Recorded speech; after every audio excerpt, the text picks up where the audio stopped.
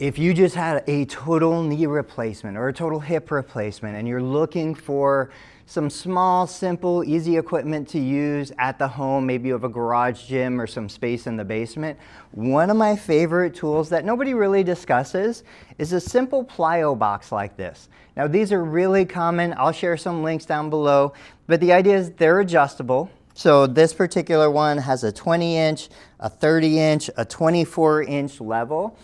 As you improve, you can change the height of the box.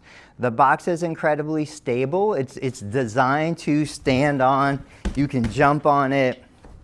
But the thing that I love about these, first is the fact that it's padded, and second is it's incredibly light. You know, when we first started doing CrossFit and even 20 years before that, plyometric training, the boxes were heavy. They were made of wood. They were made of metal.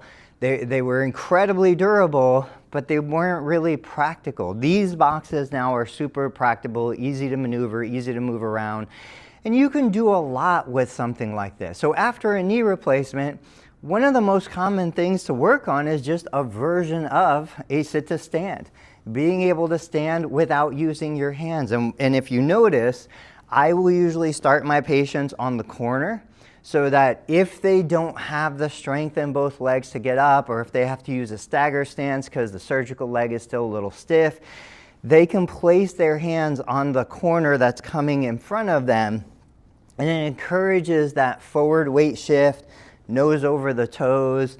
This is also really great once we have a level of knee flexion. I can put my knee up here. I'm not even close to 90 degrees. But as I lunge or lean into it, now I'm starting to get to 90 degrees of flexion. We can use something like this to work on extension. So I've got extension with the knee straight, toe up. I've got flexion with the knee bent, ankle flexed. There's just a ton of stuff that we can do. Obviously, eventually we could do a step up. We can use these boxes to assist with a lunge. I begin with the surgical leg as my lead leg, but then eventually I want to be able to bring that surgical leg down. Eventually I want to be able to come to both legs down, so this is called tall kneeling. And then as I work those knees forward, you can see here that now I'm beyond 90 degrees. I've got something really stable in front of me that can help me get back up if I just don't have the strength to get up. I can go sideways, my surgical knee in front.